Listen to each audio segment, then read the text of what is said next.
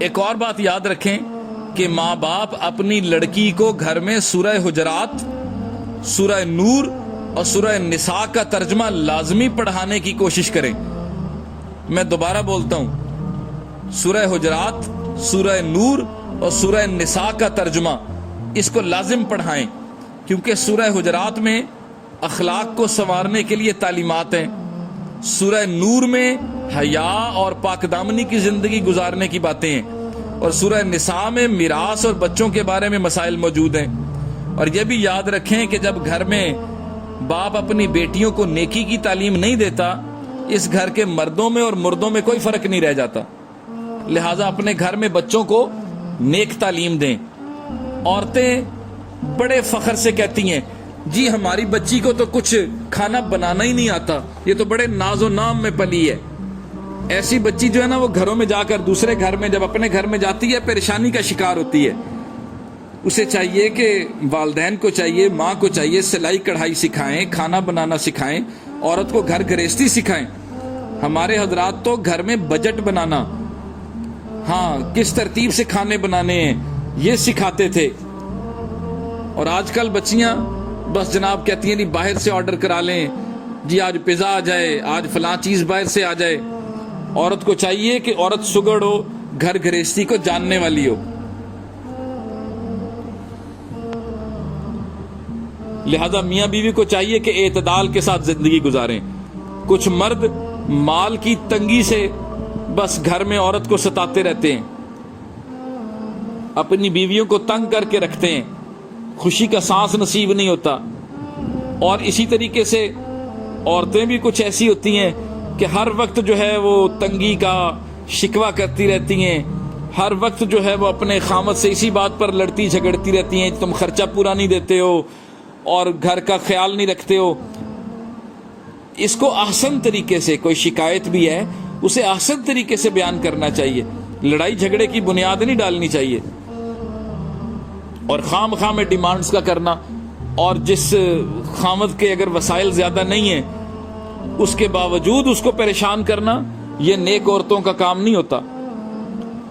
حضرت اقدس تھانوی رحمہ اللہ تعالیٰ فرماتے ہیں کہ بعض اوقات عورتوں میں حوروں کی کئی صفات قرآن مجید میں بیان فرمائی گئی ہیں نیک عورتوں میں، یعنی کہ نیک عورتوں میں کچھ ایسی صفات ہوتی ہیں کہ جو اللہ رب العزت نے قرآن میں جنت کی عورتوں میں بیان فرمائی ہیں۔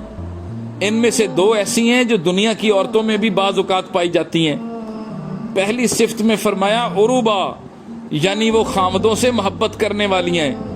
مسلمان بچیاں بھی جب گھر سے چلتی ہیں تو وہ اپنے دلوں میں اپنے خامد کی محبت بھی لے کر چلتی ہیں، وہ خامد پر دل نچھاور کرنے والیاں اور جان فدا کرنے والیاں ہوتی ہیں۔ اور دوسری صفت فرمایا قاصرات الطرف، یعنی وہ غیروں سے اپنی نگاہیں ہٹانے والی ہیں۔ مردوں کی نگاہیں عورتوں کی نسبت زیادہ ناپاک ہوتی ہیں، عورتوں میں تو اللہ رب العزت نے حیا اور پاک دامنی رکھی ہوئی ہوتی ہے، اور مردوں میں کچھ اس اعتبار سے گندی خصلتیں پائی جاتی ہیں۔ لیکن عورت کو چاہیے کہ یہ خاص طور پر جو ہے وہ اپنی نگاہوں کو بھی پاک رکھے، دل کو بھی پاک رکھے، اور مردوں کو بھی چاہیے کہ یہ اپنی نگاہوں کو پاک رکھیں، طمع اور بری حرص اور بری خواہشات اور گندی عادات ان سے اللہ رب العزت سے ڈریں، اور خالص اللہ رب العزت نے جس عورت کو ان کے لیے حلال قرار دیا ہے اسی تک اپنے جو ہے وہ تعلقات کو رکھیں۔ اس کے ساتھ ساتھ منفی سوچ سے بچنا چاہیے۔ ذرا ذرا سی بات پر منفی سوچ انسان کو بڑا نقصان دیتی ہے، گھر برباد ہو جاتے ہیں، انسان شکی مزاج بن جاتا ہے، اور جب جو ہے وہ انسان شکی مزاج ہو جاتا ہے تو بس دین میں بھی خطرہ ہوتا ہے اور دنیا میں بھی خطرہ ہوتا ہے۔ یہ شیطان جو ہے نا، یہ دلوں میں شک ڈالتا ہے کہ جناب تم بات بات میں اپنے خامد پہ شک کرو، خامد کے دل میں ڈالتا ہے تو بات بات میں اپنی بیوی پر شک کرو۔ لہذا اس کا آسان طریقہ یہ ہے کہ غلط فہمی کو دور کر لینا چاہیے۔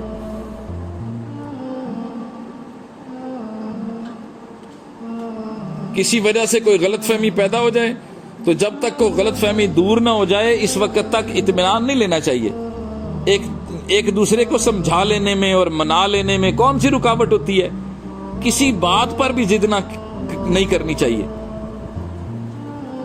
اگر بیوی کسی وقت کوئی بات نہیں مان رہی تو آپ دیکھیں گے کسی اور وقت میں بات مان لے گی. اگر اس سے کوئی غلطی ہو گئی ہے فوراً نہیں ڈانٹنا چاہیے, وہ بعد میں معافی بھی مانگ لے گی. اسی طریقے سے عورت کو بھی چاہیے کہ وہ بھی یہ سوچے کہ بھئی آج خامد جو ہے وہ بات نہیں مان رہا تو بعد میں بات مان لے گا. آج اگر ضد پر اڑا ہوا ہے, جھگڑا کر رہا ہے, تو کوئی بات نہیں, بعد میں اسے میں پیار اور محبت سے منا لوں گی. تو فوراً جو ہے وہ لڑائی اور جھگڑے پر آ جانا یہ غلط طریقہ ہے, بلکہ غلط فہمی کو دور کر لینا چاہیے. اگر کسی کے بارے میں دل میں کوئی بات بھی آ گئی ہے تو اس سے جا کر بات کر لینی چاہیے کہ جی میرے دل میں آپ کے بارے میں یہ بات آ رہی ہے, کیا یہ سچ ہے یا جھوٹ ہے. اسی طریقے سے میاں بیوی کو آپس میں باہم جھوٹ سے بچنا چاہیے. جب خامد اپنی بیوی سے اپنی زندگی کو چھپانا شروع کر دیتا ہے یا بیوی اپنے خامد سے اپنی زندگی کو چھپانا شروع کر دیتی ہے تو سمجھ لو کہ گھر کی بربادی کی ابتدا ہو جاتی ہے.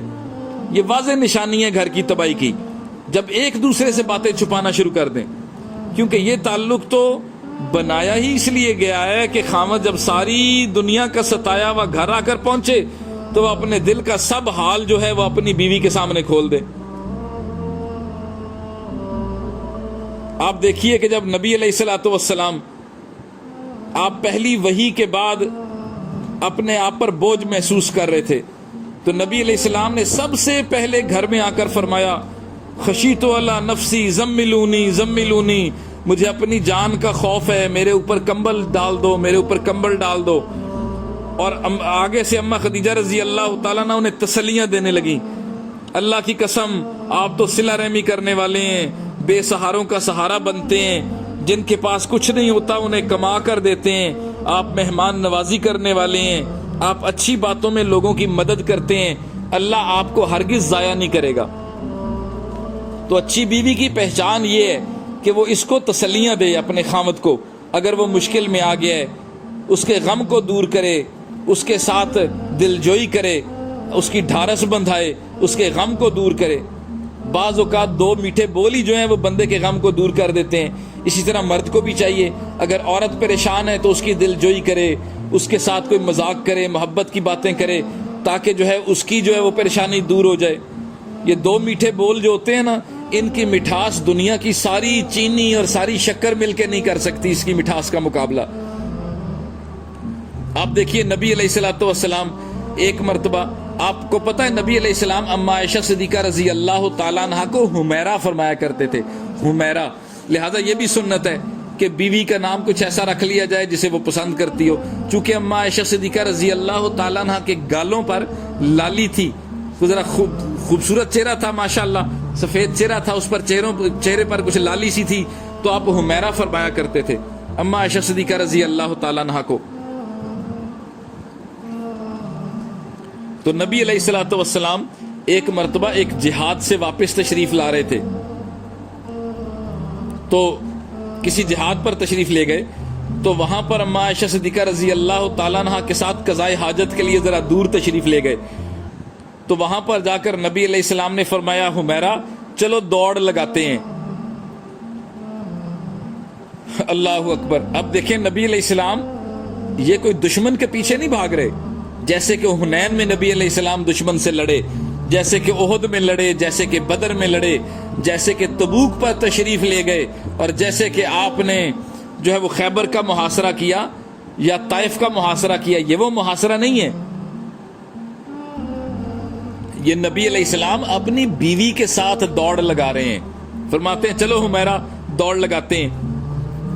کتنی اللہ رب العزت کا خوف ہے نبی علیہ السلام کے دل میں, کتنی اللہ رب العزت کی عظمت ہے دل میں, لیکن پھر بھی کیا کہہ رہے ہیں, چلو اپنی اہلیہ کو کہہ رہے ہیں چلو آؤ دوڑ لگاتے ہیں. معلوم ہوا کہ بیوی سے محبت اور پیار کی باتیں کرنا یہ خشیت الہی کے منافی نہیں ہے, اور نہ ہی معرفت الہی کے راستے میں کوئی رکاوٹ ہے. تو عورتوں کو بھی چاہیے دل لگی کریں خامد کے ساتھ, خامد کو بھی چاہیے بیوی کے ساتھ دل لگی کرے. لہذا دونوں نے دوڑ لگائی, نبی علیہ السلام جان کے ہار گئے. اما عائشہ صدیقہ رضی اللہ تعالیٰ عنہ بڑی خوش ہوئی, میں جیت گئی, میں جیت گئی. کافی عرصے کے بعد ایک مرتبہ پھر نبی علیہ السلام ایسے ہی سفر میں جا رہے تھے, لہذا نبی علیہ السلام نے فرمایا چلو حمیرہ دوڑ لگاتے ہیں. اب کی بار جب دوڑے تو نبی علیہ السلام آگے نکل گئے, پھر نبی علیہ السلام نے مسکرا کر فرمایا حمیرہ تل کا بھی تل کا، یہ جو میری جیت ہے نا یہ اس جیت کا جواب ہے جو تم جیت گئی تھی پہلے۔ تو یہاں پر دوڑ لگانے کا مقصد بیوی کا دل خوش کرنا ہے، یہ بھی نبی علیہ السلام کی سنت ہے۔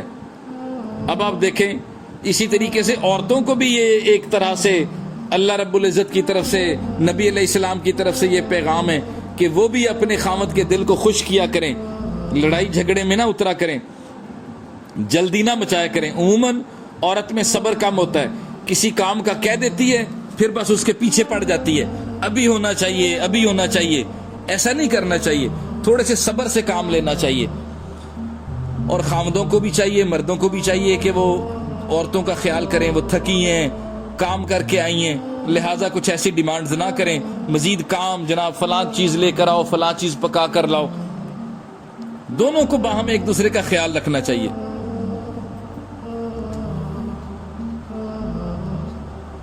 یہ باتیں اس لیے کر دی گئی ہیں کہ تاکہ ہم آئندہ اپنی زندگی میں اس چیز کا خیال رکھیں اور اپنی زندگی میں یہ جو تعلق ہے ہماری زندگی میں اس کو اچھے طریقے سے استوار کریں۔ اللہ رب العزت ہمیں اس کی سمجھ عطا فرمائے۔ وآخر دعوانا الحمد للہ رب العالمین۔